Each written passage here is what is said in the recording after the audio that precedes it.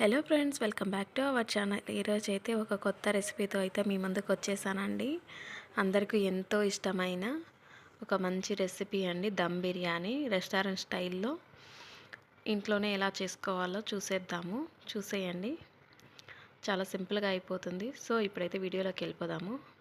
ఒక కడాయి పెట్టుకొని అందులో ఆయిల్ వేసుకోవాలండి. ఆయిల్ వేసుకొని హీట్ అయ్యాక మనం ముందుగా ఆనియన్స్ను చిన్నగా కట్ చేసి పెట్టుకోవాలి. సన్నగా ఇలాగా తరుక్కొని పెట్టుకోవాలండి.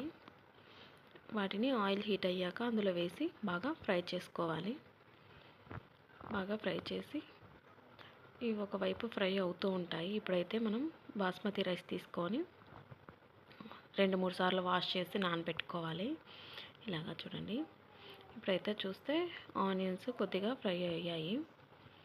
బాగా గోల్డెన్ కలర్ వచ్చేదాకా ఫ్రై చేసుకోవాలండి.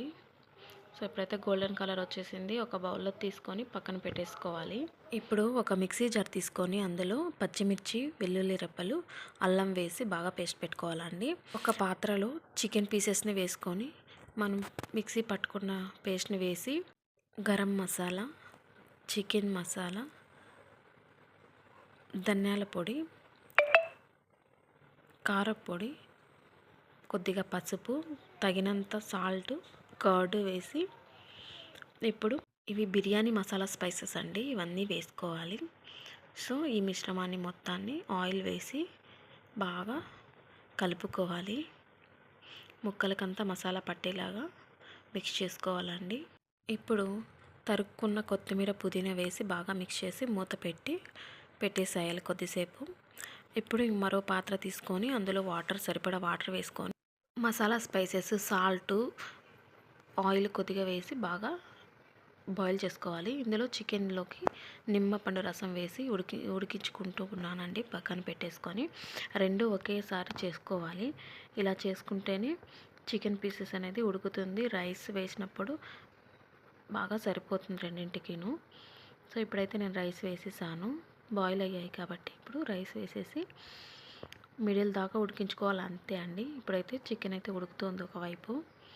సో ఉడికిపోయిన తర్వాత ఒక బౌల్లోకి కొద్దిగా తీసి పెట్టేసుకున్నాను మిడిల్లో వేసుకోవడానికి. సో రైస్ అయితే మీడియంగా ఉడికింది. సో ఇప్పుడు అదే బౌల్లో చికెన్ ఉడికించుకున్న బౌల్లోకి రైస్ కొద్దిగా వేసుకొని మనం ముందుగా ఆనియన్స్ అనేది వేపుకున్నాం కదా, ఆ వేపుకున్న ఆనియన్స్ని వేసుకొని ఇప్పుడు మనం బౌల్లో తీసి పెట్టుకున్న చికెన్ మిడిల్లో వేసేసుకొని ఇలా మళ్ళీ దానిపైనే రైస్ వేసుకోవాలండి. రైస్ వేసుకొని ఆనియన్స్ వేసుకోవాలి. సో ఇప్పుడు ఫుడ్ కలర్ వేసుకొని